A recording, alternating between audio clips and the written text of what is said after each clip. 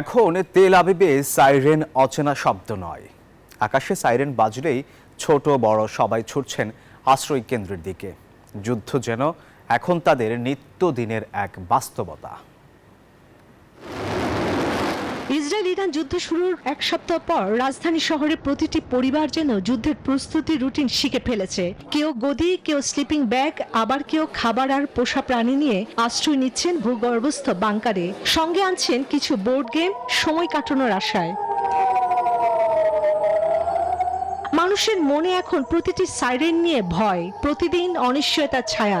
13 June থেকে ইসরায়েলের বিমান হামলা চালিয়ে যাচ্ছে তেহরানের পারমাণবিক ও সামরিক স্থাপনাগুলোর উপর। ইরানের ক্ষেপণাস্ত্র হামলার কারণে ইসরায়েল দেশ জুড়ে সতর্কতা জারি করেছে, স্কুল বন্ধ এবং গণজমায়েত নিষিদ্ধ করেছে।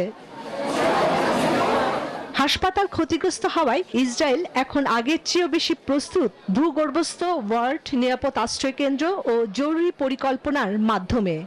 বান্ডেল থাকলে প্রতি সেনমানিতে টাকা বাঁচবে। বিকাশ সেনমানি বান্ডেল কিনে জিতুন প্রতি লেনদেনে। আমরা বেলেনসনে ভূগর্ভস্থ জরুরি কমপ্লেক্স চালু করেছি, যেখানে 350টি শয্যা রয়েছে। রাতেই আমরা আইসিইউ, সার্জারি ও অভ্যন্তরীণ বিভাগ স্থানান্তর করেছি। সামনে কি অপেক্ষা করছে তা অনিশ্চিত, তবে হাসপাতালগুলো যেন এখনই যুদ্ধমুখর প্রস্তুত। এদিকে তেহরানেও পরিস্থিতি ভয়াবহ। ওয়াশিংটন ভিত্তিক মানবাধিকার সংস্থা জানায়, মেট্রো স্টেশনগুলোতে ভিড় জমাচ্ছে তেহরানের মানুষ। অসন্তোষ এখন তীব্র আকার নিচ্ছে সেখানে।